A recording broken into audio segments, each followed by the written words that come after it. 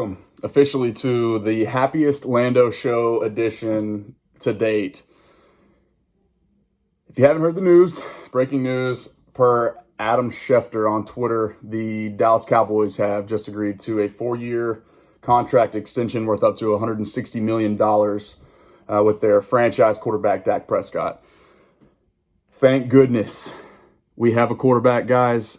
We talked about the potential ramifications had the Cowboys entered another, for lack of a better term, pissing match with Dak and Todd France and that new agency over there, right? They get into a franchise tag situation, tag him, they're looking at $37 million, and then all of a sudden, without anything guaranteed long term, you're putting yourself in a position not only to try and allocate such a large percentage of your cap fully guaranteed on 1 year, in a year in which the salary cap has already declined, right?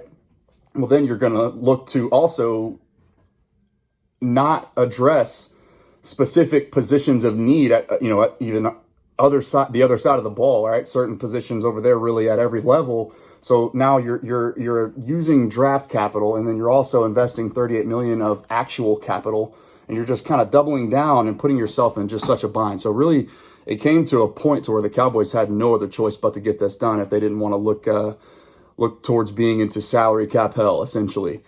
And so, this is a win for all three sides, right? Dak gets his deal. He's getting an annual salary of $40 million per year, the second highest paid player in the NFL. Second only to Patrick Mahomes. And then the Cowboys, they get their guy. They move on as far as, essentially just kind of pedaling and kicking their feet and without getting anywhere, right? They've identified, they understand now, right? Officially, thank you, that life with a quarterback, regardless of what it costs, is better than life without one and constantly searching to try to find the next one, right? So what's today's date? March 8th, the day before the initial franchise tag designation was supposed to be set in stone.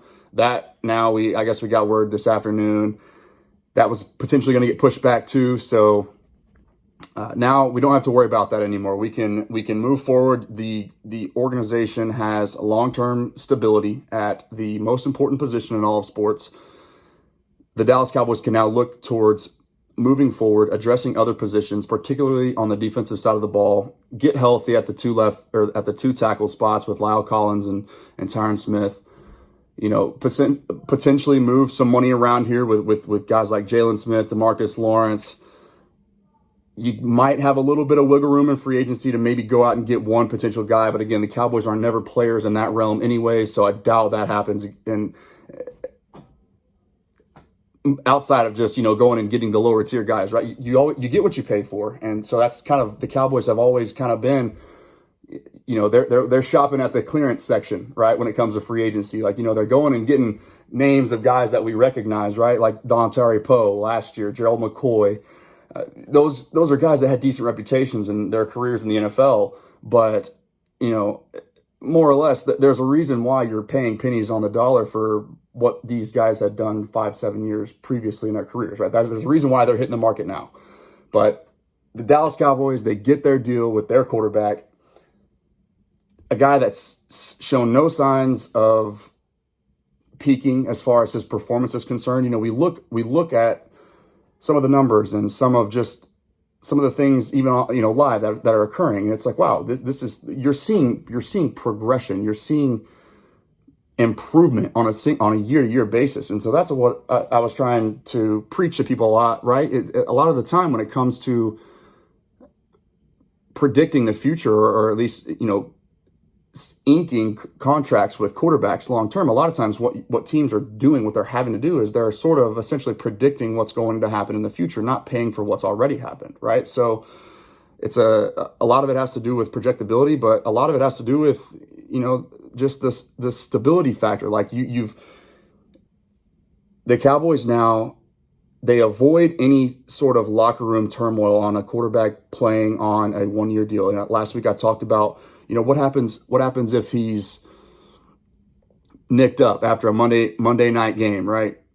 sore quad, bruised back, whatever the case may be. He has less of an incentive to want to go out and fight for his teammates and for his organization if he's only on a 1-year guaranteed contract, which would have been the franchise tag, and then looking forward to free agency. Like, ultimately, that's what every player wants, right? They want to peak their worth across the league, and then ultimately let teams go and bid, the highest bidder wins, right? That's how guys get paid. They reach free agency and it becomes a bidding war. Well, so that was the whole problem between the Cowboys organization and Todd France, but both sides finally came to an agreement.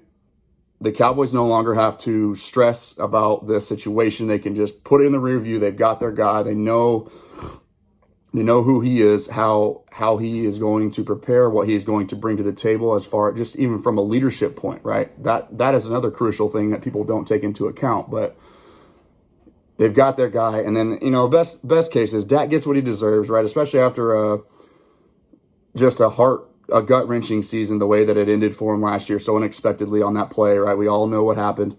But now, so you look at he's 27 years old, 4-year extension. He's going to be 31, and he's going to be due for another potential contract extension, whether that be here in Dallas or elsewhere. But this is such a great deal because, again, quarterbacks never stop improving. They're always getting better as long as they're healthy physically, right? Because it's such a cerebral position. That's part of the problem of why I've been so against them letting him go, is because you can't predict what's happening upstairs and what's going on from a quarterback. They can have all the physical tools, all the talent in the world. If you don't know how they can prepare, how they can process information, how they handle things upstairs, then you really can't evaluate them. And that's what the league has shown us, historically speaking. They can't really do that because they can't